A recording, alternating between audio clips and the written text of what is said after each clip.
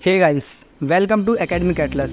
आज मैं आप लोगों को पढ़ाने वाला हूँ केमिस्ट्री की यूनिट 1 का लेक्चर नंबर 2। इस लेक्चर में मैं आपको पढ़ाऊँगा nano materials and classification of nano materials. उसके बाद हम लोग पढ़ेंगे synthesis methods of nano materials. उसके बाद एप्लीकेशन देखेंगे नैनो मटेरियल्स के। उसके बाद हम लोग बात करेंगे कार्बन नैनो ट्यूब्स की और उसके एप्लीकेशंस की। Let's start.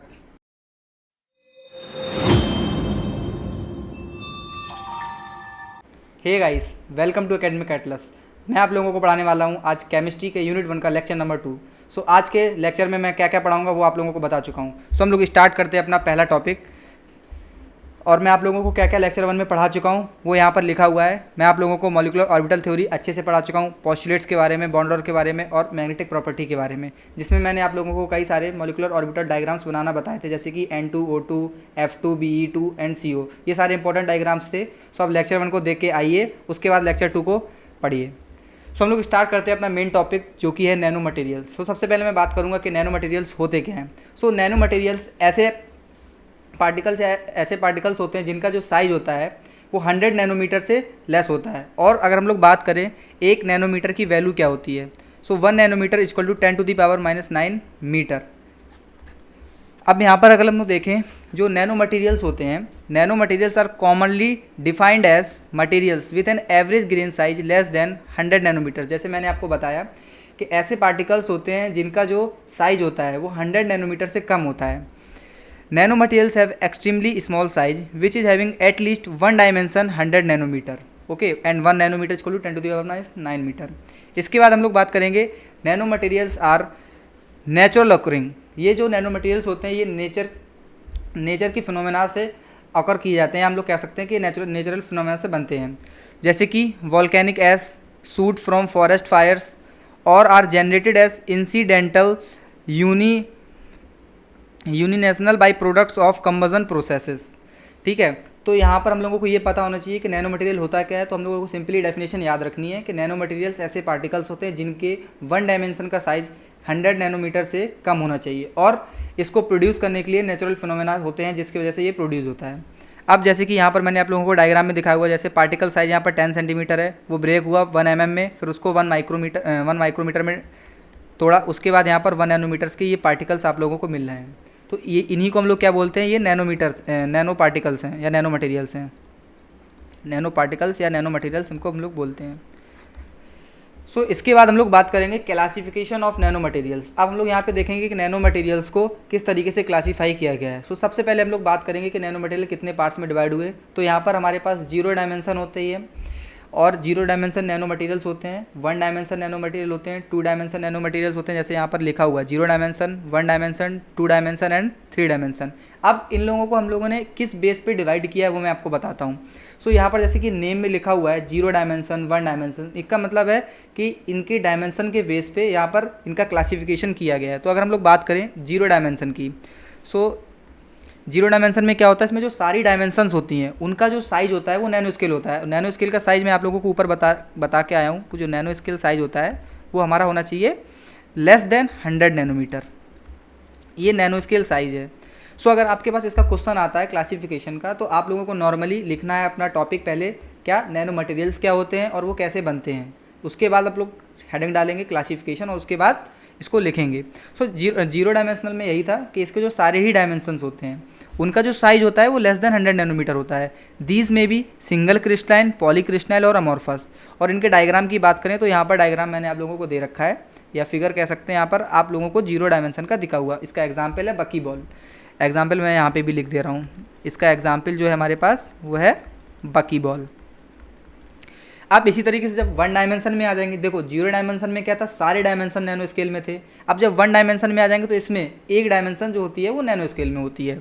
सो यहाँ पर इसकी डेफिनेशन देखते हैं। 1 dimension in nano scale, other 2 dimension are extended.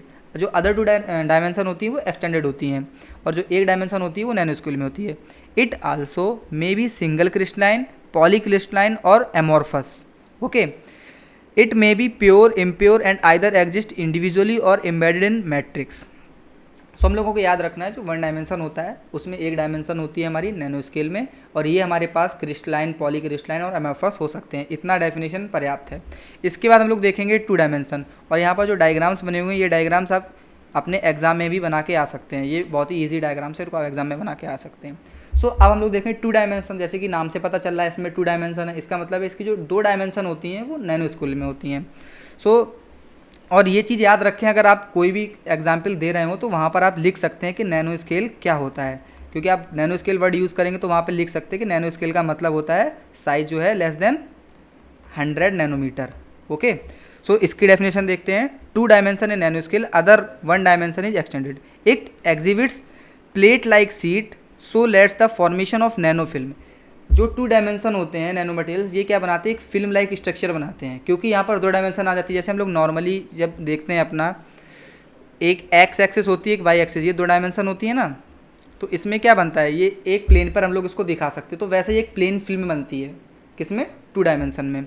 सो यहाँ पर यही बोला गया है। So nano layer and nano coatings, these are made up of several chemical compositions and are used for the single layer और multi layered structure। देखो जब एक लेयर बन जाएगी तो हम लोग मल्टी लेयर भी बना सकते हैं, एक के ऊपर एक लेयर रख के। तो 0 डायमेंशन का आप लोगों को मतलब समझ आ गया, सॉरी 2 डायमेंशन का मतलब आप लोगों को समझ आ गया होगा। इसी तरीके से हम लोग बात करेंगे 3 डायमेंशन की। सो 3 डायमेंशन में क्या होता है, यहाँ पर तीनों डायमेंशन जो हमारी होती हैं वो कैसी रहेंगी, नैनो स्केल में रहेंगी। सो इसकी डेफिनेशन भी देख लेते हैं। No dimension on all there, these material possesses the nanocrystalline structure or involve the presence of the features at the nano scale। bulk nano material can be composed। अब देखिए इसमें जो हमारा स्ट्रक्चर बनता है वो 3D स्ट्रक्चर बनता है। जैसे 3D स्ट्रक्चर किसका होता है, ग्रेफाइट का होता है। यहाँ आप लोगों को नहीं, इसका मैं स्ट्रक्चर आप लोगों को नेक्स्ट पेज पे बना के दिखाता हूँ। 3D nano material, 3D dimension.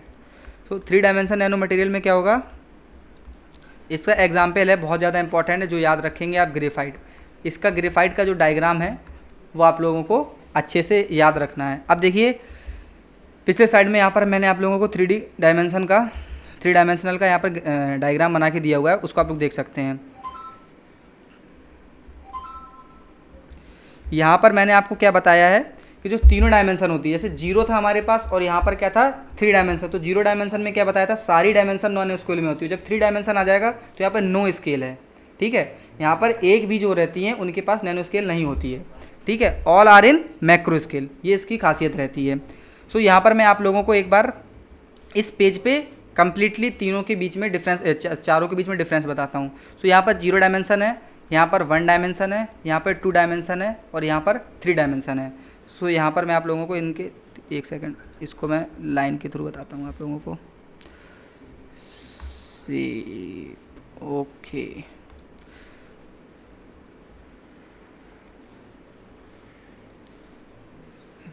जिससे आप लोगों को याद रखने में आसानी होगी। सो 0 डायमेंशन में क्या था हमारे पास, सारी, तो यहाँ पर लिख देंगे all dimensions are in nano scale. 1 dimension में क्या था, 1 dimension in nano scale. 2D में क्या था, 2 dimension are in nano scale. और जब 3 डायमेंशन की बात करेंगे तो जैसे कि 0 में क्या था, सारी डायमेंशन नैनो स्केल में थी, वैसे ही जब 3D की बात करेंगे तो वहाँ पर एक भी जो रहेंगी, एक भी डायमेंशन जो होगी वो किसी भी तरीके से नैनो स्केल में नहीं होगी। तो हम लोग कह सकते हैं no dimensions are in nano scale. यहाँ पर एक चीज़ और लिखेंगे कि सारे, अगर नैनो स्केल में नहीं तो सारे मैक्रो स्केल में होंगे। All are in macro scale. इसका एग्जाम्पल मैंने आप लोगों को बताया था, ग्रेफाइट होता है। सो यहाँ पर आप लोगों को ये क्वेश्चन क्लियर हो गया होगा। ये रहा कि हमारे पास जो नैनो मटेरियल्स होते हैं वो 4 पार्ट में डिवाइड होते हैं, 0 डायमेंशन, 1 डायमेंशन, 2 डायमेंशन, 3 डायमेंशन, ठीक है। अब इसके बाद जो हमारा नेक्स्ट टॉपिक होगा वो रहेगा नैनो मटेरियल सिंथेसिस अप्रोच, मतलब कि नैनो मटेरियल्स को हम लोग बनाते कैसे हैं। तो बेसिकली इसकी दो टाइप्स होते हैं बनाने के। एक हमारे पास होता है टॉप डाउन अप्रोच और एक होता है बॉटम अप अप्रोच। अब इन दोनों का मैं आप लोगों को पहले मतलब बता देता हूँ। टॉप डाउन, जैसे कि नाम से पता चल रहा है आप लोगों को, टॉप डाउन मतलब टॉप से डाउन आ रहे हैं, मतलब बड़े बड़े पार्टिकल्स को हम लोग तोड़ के छोटे छोटे पार्टिकल्स में और फाइनली हम लोग उसको नैनो पार्टिकल में कन्वर्ट करेंगे। और जब हम लोग बात करेंगे बॉटम अप की, तो मतलब नैनो पार्टिकल से भी छोटे पार्टिकल्स के थ्रू हम लोग उसको नैनो पार्टिकल तक ले जाएंगे, क्योंकि वहाँ पर बॉटम अप हो रहा है। इसी तरीके से अब डेफिनेशन से देखते हैं हम लोग। सबसे पहला हमारे पास है टॉप डाउन। यहाँ डायग्राम में आप लोगों को दिख रहा होगा, देखिए टॉप डाउन में क्या हो रहा है, एक बल्क मटेरियल ले रहे हैं, उसको पहले हम लोग किस में कन्वर्ट कर रहे हैं, माइक्रो पार्टिकल्स में, फिर उसके बाद वो नैनो पार्टिकल में आ जा रहा है। जब हम लोग बॉटम की बात कर रहे हैं तो एटम को ले रहे हैं, फिर उससे क्लस्टर बना रहे हैं, पहले एटम लिया, फिर उससे क्लस्टर बना, क्लस्टर से नैनो पार्टिकल बना। तो सबसे पहले टॉप डाउन की बात करता हूँ। Top down approach refers to the slicing और successive cutting of a bulk material. याद रखना है इसमें कि जब हम लोग बात करेंगे टॉप डाउन की, तो वहाँ पर बल्क मटेरियल का हम लोग यूज़ करते हैं। To get nano size particle in top down technique the starting material is solid state of matter. ठीक है, टॉप डाउन समझ में आ गया होगा आप लोगों को कि बड़े बड़े बल्क पार्टिकल्स को हम लोग तोड़ते हैं और हम लोग नैनो पार्टिकल में कन्वर्ट करते हैं। ठीक है, अब इसको याद रखने का तरीका ये रहेगा कि पहले हमारे पास क्या होता है, बल्क होता है, बल्क मटेरियल, वो हमारे पास बल्क से कन्वर्ट होता है माइक्रो में, उसके बाद वो कन्वर्ट हो जाता है सीधा नैनो में। ठीक है, अब यहाँ पर इसकी कुछ, अब जो टॉप डाउन अप्रोच है, अब इसको भी करने के कई सारे तरीके होंगे। अब वो तरीके के बारे में आप लोगों को बताता हूँ। इसमें सबसे पहला होता है मैकेनिकल मेथड्स, उसके बाद आता है कटिंग, मतलब छोटे छोटे टुकड़ों में काट के, ग्राइंडिंग मतलब पीसना, बॉल माइनिंग हो गया, लिथोग्राफिक टेक्निक। तो ये सारे जो टेक्निक्स हैं, इन टेक्निक्स के थ्रू हम लोग टॉप डाउन अप्रोच को अप्लाई करते हैं और हम लोग नैनो मटेरियल्स को बनाते हैं। इसके बाद इसके एडवांटेजेस क्या हैं, देखिए जब बल्क मटेरियल को हम लोग तोड़ेंगे तो हमारे पास लार्ज स्केल में प्रोडक्शन होगा। सो सबसे पहला हम लोग क्या कहेंगे कि large scale production, deposition over a large substrate is possible. इसके बाद दूसरा है chemical purification is not required. इसमें केमिकल प्यूरिफिकेशन रिक्वायर्ड नहीं होता है, यहाँ पर हम लोगों को प्योर नैनो मटेरियल मिलता है। अब इसका डिसएडवांटेज क्या है, अब इसमें डिसएडवांटेज में सबसे पहले हम लोग बात करेंगे वेरीड पार्टिकल शेप और ज्योमेट्री। यहाँ पर जो पार्टिकल्स बनते हैं उनकी जो शेप और ज्योमेट्री रहती है वो वेरी करती है, सिमिलर नहीं रहती है। इसके बाद control over deposition parameter is difficult to achieve. यहाँ पर जो डिपोजिशन होता है उसको अचीव करना क्या होता है, मुश्किल होता है। इसी तरीके से अगर हम लोग देखेंगे अब इसके बाद जो हमारे पास बॉटम अप होता है, तो आप लोगों को समझ आ गया, टॉप डाउन अगर आपके पास आता है तो आप लोगों को सबसे पहले टॉप डाउन की डेफिनेशन लिखनी है। उसके बाद हम लोग टॉप डाउन में क्या लिखेंगे, उसके फिजिकल प्रोसेसिंग मेथड्स, मतलब टॉप डाउन को हम लोग किस तरीके से प्रोसीड करते हैं। उसके बाद उसके एडवांटेज और डिसएडवांटेज, ये आप लोगों को 7 नंबर में क्वेश्चन आता है, पूरा नैनो मटेरियल पे आएगा कि नैनो मटेरियल क्या होते हैं, और क्लासिफिकेशन भी आता उसके साथ, और उसके बाद पूछ लेगा कि इसके सिंथेसिस के अप्रोच बताइए, ये 7 नंबर में आता है। इसके बाद हमारे पास आता है नेक्स्ट वन, वो है बॉटम अप। अब बॉटम अप के लिए यहाँ पर इसमें इमेज नहीं लगा हुआ है, पीछे इमेज लगा था, तो यहाँ पे मैं आप लोगों को बता देता हूँ बॉटम अप में होता क्या है। सो बॉटम अप में क्या होता है, पहले हम एटम्स को लेते हैं, एटम से हम लोग क्लस्टर्स में पहुँचते हैं। ठीक है, मैं एटम का वो नहीं बना रहा हूँ डायग्राम, मैं आप लोगों को इस तरीके से, फिर क्लस्टर से हम लोग किस में कन्वर्ट करते हैं, नैनो मटेरियल में।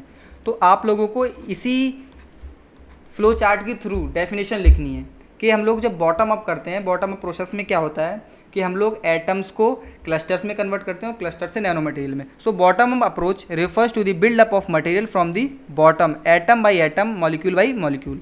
Atom by atom deposition leads to the formation of self assembly of atoms, molecules and clusters. तो ये चीज़ पॉइंट हम लोगों को क्लियर होगा किस तरीके से हम लोग इसको बनाएंगे। इसके बाद इसके भी कुछ फिजिकल मेथड्स होते हैं, या हम लोग कह सकते हैं जिसके थ्रू हम लोग बॉटम अप अप्रोच करते हैं। तो यहाँ पर इसका सबसे पहला आता है पीवीडी। ठीक है, ये इंपॉर्टेंट है, ये लिख के आएंगे तो अच्छे मार्क्स मिलेंगे। एक पीवीडी होता है और एक सीवीडी होता है। पीवीडी का मतलब क्या होता है हमारे पास, पीवीडी का मतलब होता है फिजिकल वेपर डेपोजिशन, और सीवीडी का मतलब होता है केमिकल वेपर डेपोजिशन।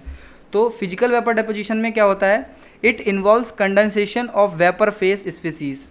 इसमें क्या होता है, एवोपरेशन होती है, और स्प्लिटरिंग के थ्रू हम लोग इसको परफॉर्म कर सकते हैं, किसको, बॉटम अप को, और प्लाज्मा आर्सिंग भी होती है। अब इसमें देखिए आप लोगों को बहुत ज़्यादा ज़रूरत नहीं है कि आप इसमें बहुत टफ प्रोसेस को लिख के आएँ, क्योंकि आप लोगों को प्रोसेस एक्सप्लेन करने के लिए नहीं आएगा। तो आप 2-3 भी अगर प्रोसेस अच्छे लिख के जा रहे हैं या याद करके जा रहे हैं, जैसे कि पीवीडी और सीवीडी लिख के जा रहे हैं, इतना इंपॉर्टेंट है, और उसके बाद एवोपरेशन तो रहेगा ही रहेगा।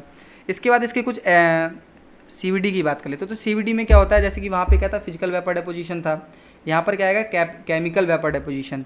जब हम लोग इनको कन्वर्ट करेंगे एटम से क्लस्टर में और नैनो मटेरियल्स में, तो वहाँ पर क्या होता है, deposition of vapour phase of reaction species. इसके बाद इसमें एक चीज़ होती है कि सेल्फ असेंबल्ड मोनोलेयर्स होती हैं। ओके, इसके थ्रू भी हम लोग इसको बना सकते हैं। अब इसके एडवांटेजेस की बात कर लें, हम लोगों ने एडवांटेजेस देखे थे टॉप डाउन के, तो टॉप डाउन के एडवांटेजेस क्या थे, लार्ज स्केल प्रोडक्शन था, ठीक है। इसी तरीके से इसका जो सबसे अच्छा एडवांटेज है वो यही है कि इसमें अल्ट्रा फाइन नैनो पार्टिकल्स मिलते हैं। अल्ट्रा फाइन मतलब समझते हैं ना, बहुत ज़्यादा fine nano particles. Nano cells nano tubes can be prepared, ठीक है, इससे नैनो ट्यूब्स भी बनते हैं।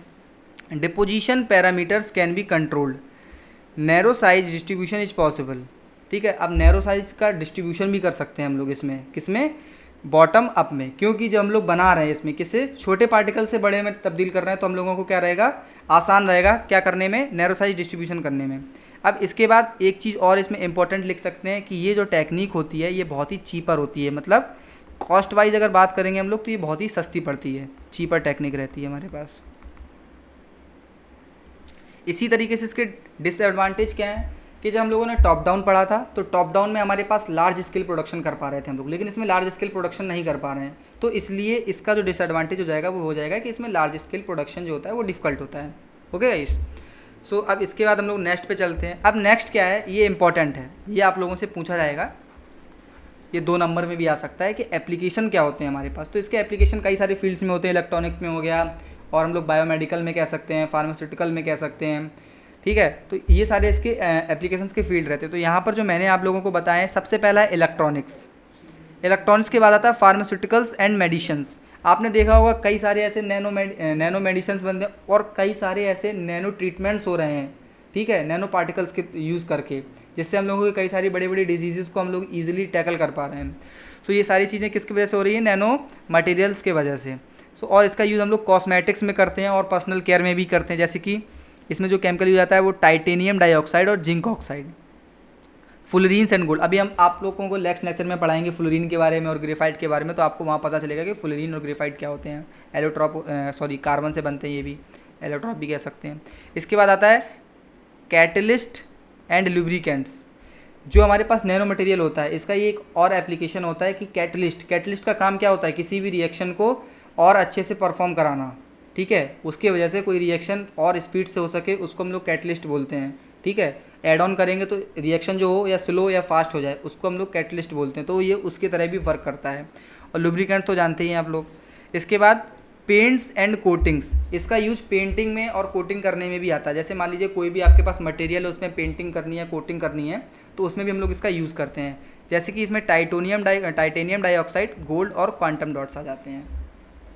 सो एप्लीकेशन आपको क्लियर होंगे। इतने ही एप्लीकेशन आपको पढ़ने से ज़्यादा आपको नहीं पढ़ना है, क्योंकि AKTU में जो क्वेश्चन आएगा नैनो मटेरियल से, वो आप लोगों को मतलब ज़्यादा चांसेस हैं वो आप लोगों से क्लासिफिकेशन पूछेगा और सिंथेसिस पूछेगा और उसके साथ एप्लीकेशन, क्योंकि सिर्फ जो जितने भी मैंने आप लोगों को टॉपिक्स दिए हैं इससे बाहर क्वेश्चन नहीं आता नैनो मटेरियल से, चाहे वो 2 नंबर का क्वेश्चन हो या 7 नंबर का हो।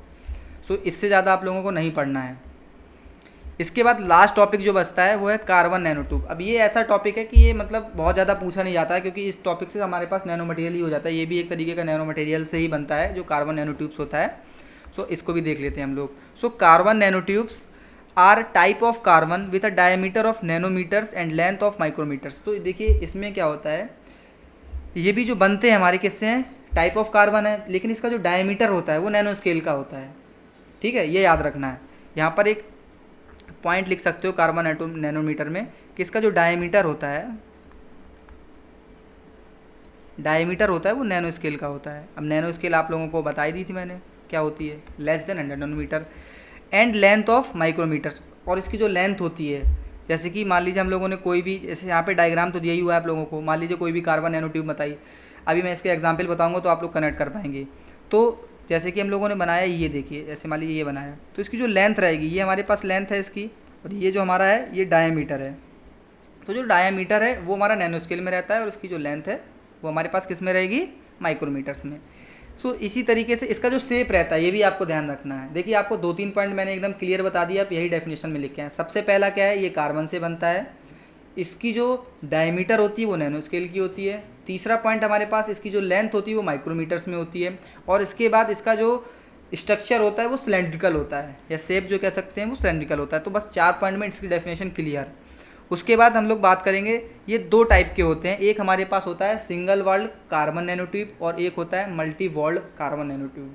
तो ये चीज़ आपको रटनी नहीं है, क्योंकि आप लोगों को पता ही चल रहा है सिंगल वॉल्ड मतलब सिंगल लेयर होगी, सिंगल वॉल होगी उसमें। और यहाँ पर डायग्राम से आप समझ पा रहे होंगे कि कौन सा सिंगल वॉल्ड है और कौन सा मल्टी वॉल्ड है। अब इसका मैं आप लोगों को पहले एक एप्लीकेशन बता देता हूँ। आप लोगों ने देखा होगा, आप लोगों के घर में जो पहले थे, एक जो डिस्क लगती है, टीवी चलाते हैं, DTH बोलते हैं, उसका जो वायर आता है, जब आप उसको देखेंगे आपके पीछे लगाई जाती है वो रिसीवर में, तो वहाँ पर जब आप उसको छीलते हैं तो उसके ऊपर जो लेयर आती है सबसे पहले, वो कार्बन नैनो ट्यूब ही होता है। ठीक है, आप लोगों ने देखा होगा इस चीज़ को। सो वो कार्बन नैनो ट्यूब ही होता है। और जैसे कि आप देखेंगे जो वाईफाई की वायर होती है उसमें भी कार्बन नैनो ट्यूब का यूज़ करते हैं। इसी तरीके से सिंगल वॉल और मल्टी वॉल में आप लोगों को डिफरेंस बता देता हूँ। Single wall carbon nano tube is represented as SWCNT। The single wall carbon nano tube exist in the 1D structure, जैसे आप लोगों को दिख रहा है ये 1D स्ट्रक्चर में एग्जिस्ट करता है। मल्टी वॉल में क्या होता है, is represented as MWCNT। It is composed of several nested carbon nano tubes. देखिए एक के अंदर एक कार्बन नैनो ट्यूब फिट रहता है इसमें। अब इसकी प्रॉपर्टीज़ क्या होती हैं, देखिए जैसे मैंने आपको बताया, इसको यूज़ कहाँ करते थे, DTH की वायरिंग में यूज़ करते थे। तो इसमें कई सारी चीज़ें अच्छी होती हैं, जैसे कि exceptional mechanical strength used in light weight composite for aerospace application. ये बहुत ही अच्छा एक इसका एप्लीकेशन है। और हाई इलेक्ट्रिकल कंडक्टिविटी भी होती है इसमें। इसके बाद एक्सीलेंट थर्मल कंडक्टिविटी देखिए, मैकेनिकल स्ट्रेंथ तो जानते ही आप लोग, और इलेक्ट्रिकल कंडक्टिविटी, थर्मल कंडक्टिविटी मतलब हीट से रिलेटेड है ये। Utilized in heat management system for electronics. तो यहाँ पे आप लोगों को प्रॉपर्टीज़ भी मैंने बता दी हैं। तो कार्बन नैनो ट्यूब में आप लोगों को पहले मैंने डेफिनेशन बताई, उसकी डेफिनेशन क्या होती है, प्रॉपर्टीज़ बता दी। डेफिनेशन में आप लोगों को मैंने जो 4 पॉइंट बताए बस उनको लिख के आइए कि सबसे पहला, एक बार और मैंने कई बार रिपीट इसलिए कर रहा हूँ क्योंकि जो कार्बन नैनो ट्यूब है ये मोस्टली बच्चे छोड़ देते हैं, बट आप इसको पढ़ के जा सकते हैं क्योंकि एग्जाम में ये भी आ सकता है। तो सबसे पहला पॉइंट था, ये कार्बन से मिलके बनता है। इसका डायमीटर जो होता है वो नैनो स्केल में होता है। इसकी जो लेंथ होती है वो माइक्रोमीटर्स में होती है। और इसका जो शेप है, स्ट्रक्चर कह सकते हैं, वो सिलेंड्रिकल होता है। 4 पॉइंट लेके आइए, क्लियर हो जाएगा। इसके बाद 2 टाइप का होता है, single walled and multi walled. उसके बाद प्रॉपर्टीज़ तो आपको बताई दी, exceptional mechanical strength, electrical conductivity and thermal conductivity, और लार्ज सरफेस एरिया भी। इसके बाद एप्लीकेशन की बात करेंगे। यहाँ पर प्रॉपर्टीज़ की तो बात कर ली, अब एप्लीकेशन। तो आप जाहिर सी बात समझ सकते हैं, प्रॉपर्टीज़ इसकी जैसी हैं उसी टाइप के एप्लीकेशंस में हम लोग इसको यूज़ भी करेंगे। तो सबसे पहली चीज़ है, जब इसके पास इलेक्ट्रिकल कंडक्टिविटी अच्छी होगी तो जाहिर सी बात है हम लोग इसको किस में यूज़ करेंगे, इलेक्ट्रॉनिक्स में यूज़ कर सकते हैं। सो carbon nano tubes enhance device performance in transistors and interconnects. ठीक है, अब कंपोजिट मटेरियल्स की बात करें अगर हम लोग, उसमें भी इसका एप्लीकेशन है। The reinforce polymers and metals boosting mechanical strengths. अब इसके बाद आता है हमारे पास एनर्जी स्टोरेज में अगर हम लोग देखेंगे तो वहाँ पे भी कार्बन नैनो ट्यूब का यूज़ करते हैं। अब एनर्जी स्टोरेज से आप क्या समझेंगे कि एनर्जी स्टोर क्या है ये, तो एनर्जी स्टोर की हम लोग बात करें, जैसे कोई भी एनर्जी स्टोर करें, जैसे इलेक्ट्रिकल एनर्जी को किस में स्टोर करते हैं हम लोग, बैटरीज़ में, तो वहाँ पर भी कार्बन नैनो ट्यूब्स का यूज़ होता है। इसी तरीके से बायोमेडिकल एप्लीकेशन में यूज़ होता है। They enabled targeted drug delivery and sensitive biosensing. इसके बाद सबसे लास्ट है वाटर फिल्ट्रेशन, क्योंकि आप लोगों को मैंने दिखाया इसका स्ट्रक्चर क्या होता है, सिंगल वॉल मल्टी वॉल, तो वाटर फिल्ट्रेशन में हम लोग इसको ईजिली यूज़ कर सकते हैं। सो गाइस, इस लेक्चर में इतना ही था। एक बार मैं आप लोगों को रिकैप करा देता हूँ पूरा कि मैंने आप लोगों को इस लेक्चर में क्या पढ़ाया है। सो इस लेक्चर में आपका नैनो मटेरियल्स क्लियर हो गया, उसकी प्रिपरेशन, उसकी characteristic, application and carbon nano tube clear हो गई थी। फिर मैंने आप लोगों को पढ़ाया नैनो मटेरियल क्या होता है। नैनो मटेरियल्स एक ऐसे मटेरियल्स होते हैं जिनका जो पार्टिकल साइज होता है वो लेस देन 100 नैनोमीटर होता है, हम लोग कह सकते हैं नैनो स्केल में होता है। ठीक है, और 1 नैनोमीटर, यहाँ पे लिखता हूँ मैं 1 नैनोमीटर, ये स्केल बहुत इंपॉर्टेंट है। ये स्केल को आप लोगों को एग्जाम में ब्रैकेट में लिख के आना है। 1 नैनोमीटर इक्वल टू 10⁻⁹ मीटर। इसके बाद नैनो मटेरियल डेफिनेशन क्लियर हो गई। उसके बाद हम लोग क्या बताएंगे, नेचुरल अकोरिंग इसकी फिनोमेना होती है, नेचर के थ्रू ये हमारा प्रोड्यूस होता है। इसके बाद क्लासिफिकेशन की बात की। क्लासिफिकेशन में नैनो मटेरियल हमारे पास कौन था, 0 डायमेंशन था, 1 डायमेंशन था, 2 डायमेंशन था और 3 डायमेंशन था। इसके बाद हमारे पास क्या आता है, नैनो मटेरियल का सिंथेसिस। टॉप डाउन अप्रोच था और बॉटम अप्रोच था, ये भी देख लिया था हमने, ये आपको बता दिया। एप्लीकेशंस में मैंने आपको बता दिया, इलेक्ट्रॉनिक्स में यूज होता है, बायोमेडिकल, फार्मास्यूटिकल, इन सब में यूज़ होता है। कार्बन नैनो ट्यूब्स आपको समझाई दिया है। सो गाइस, ये दूसरा लेक्चर आज केमिस्ट्री का कंप्लीट हो गया। आप लोगों को कहीं भी डाउट आ रहा है, कुछ भी प्रॉब्लम आ रही है, कमेंट में पूछ सकते हैं। और नोट्स ये सारे आप लोगों को टेलीग्राम चैनल पे भी मिल जाएंगे, और इसकी जो लिंक होगी PDF की वो आप लोगों को डिस्क्रिप्शन में भी मिल जाएगी। So guys, thank you. मिलते हैं अपने नेक्स्ट लेक्चर में। नेक्स्ट लेक्चर आप लोगों के लेके आने वाला हूँ ग्रेफाइट एंड फुलरीन के ऊपर। सो गाइस, रेडी रहें। और ये भी बता दूँ कि जो लिक्विड क्रिस्टल है वो थोड़ा सा टॉपिक जो है बहुत ही ज़्यादा थ्योरेटिकल रहता है, इसलिए उस लेक्चर को हम लोग आराम से लास्ट में पढ़ेंगे। So thank you guys.